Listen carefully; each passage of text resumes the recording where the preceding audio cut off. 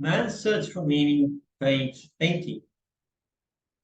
When the impossibility of replacing a person is realized, it allows the responsibility which a man has for his existence and his continuance to appear in all its magnitude.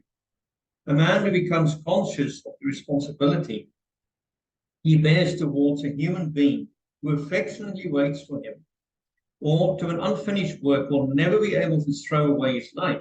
He knows the why for his existence and will be able to bear almost anyhow. The opportunities for collective psychotherapy were naturally limited in Canada. The right example was more effective than words could ever be.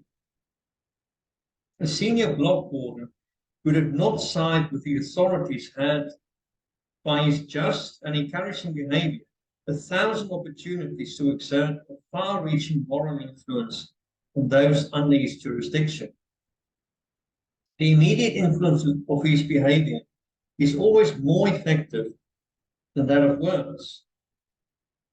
But at times a word was effective too, when mental receptiveness had been intensified by some outer circumstances.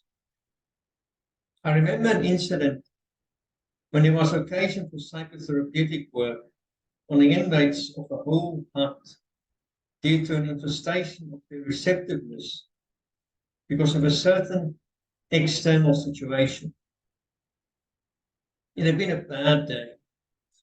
On parade, an announcement had been made about the many actions that would from now on be regarded as sabotage and therefore punishable by immediate death by hanging.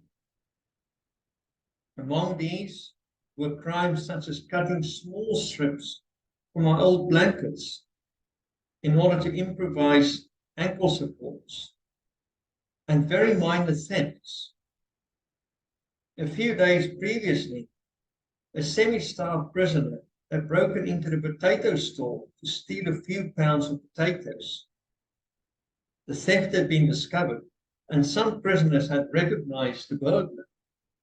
When the camp authorities heard about it, they ordered that the guilty man be given up to them, or the whole camp would starve for a day.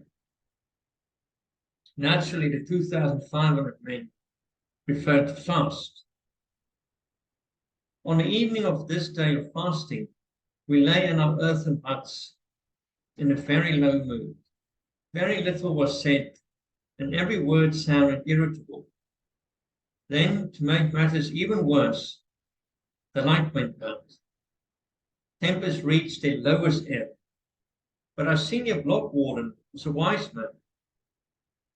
He improvised a little talk about all that was on our minds at that moment. He talked about the many comrades who had died in the last few days, either of sickness or of suicide. But he also mentioned what may have been the real reason for their deaths, giving up hope. He maintained that there should be some way of preventing possible future victims from reaching this extreme state. And it was to me that the warden pointed to give this advice. I was not in a mood to give psychological explanations or to preach any sermons, to offer my comrades a kind of medical care of their souls. I was cold and hungry, irritable and tired. But I had to make the effort and use this unique opportunity. Encouragement was now more necessary than ever. So I began by mentioning the most trivial of comforts first.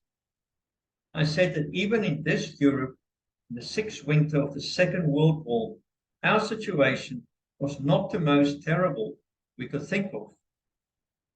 I said that each of us had to ask himself the irreplaceable losses he had suffered up to then. I speculated that for most of them, these losses had really been few. Whoever was still alive